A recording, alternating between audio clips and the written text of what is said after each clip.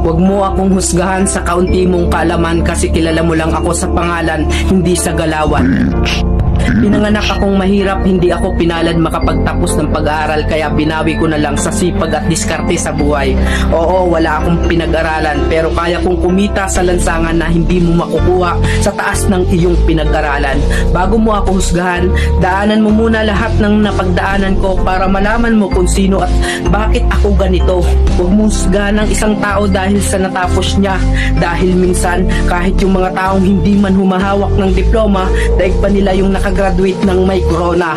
Bawat tao may kanya-kanyang kwento sa buhay. Kaya bago mo sila husgahan, alamin mo muna ang kanilang pagkatao at tingnan mo muna ang sarili mo. Baka malala ka pa sa tinitira mo.